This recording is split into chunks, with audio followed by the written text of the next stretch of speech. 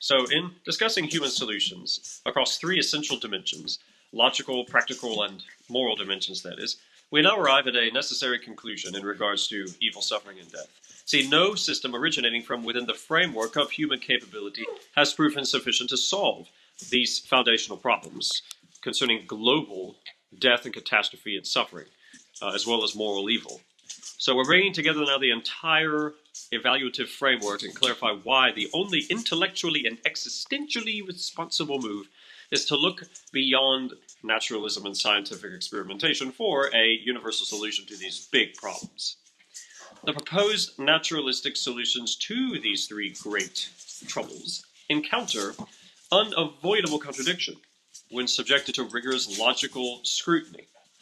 Many claim to resolve the existential crises of death, evil, or injustice, yet, in doing so, they either rely on presuppositions that cannot independently justify, exempli gratia, the objective reality of moral value, human dignity, meaning, or enduring identity, or they contradict their foundational commitments, such as affirming universal moral principles, while denying any universal moral source, or they promise outcomes they are structurally incapable of delivering, such as immortality through systems bound by entropy, or moral reconciliation within frameworks that reject metaphysical guilt.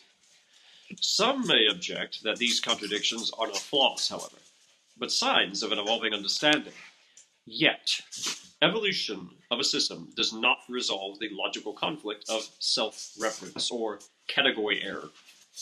Others might argue that shared human sentiment or pragmatic benefit can stand in for objective justification. However, widespread agreement does not generate normative obligation, and pragmatic success does not equate to moral legitimacy. In systems governed by naturalism, for example, humans are treated as complex material organisms, governed by physical law. As such, moral obligations cannot exceed biological imperatives or sociological conventions. But moral claims, such as the condemnation of injustice, presuppose intrinsic human value if you're going to treat it as universally wrong. Enduring personhood and an appeal to an unchanging moral standard is also what it appeals to. These cannot be derived from matter alone. Without smuggling in metaphysical assumptions, the system itself disavows. Thus, a system subject to death cannot coherently promise eternal life. A worldview that cannot objectively define evil cannot logically overcome it. A framework that denies moral guilt beyond social constructs cannot provide a universal basis for justice. These internal contradictions are not merely unresolved tensions, they constitute systematic collapse.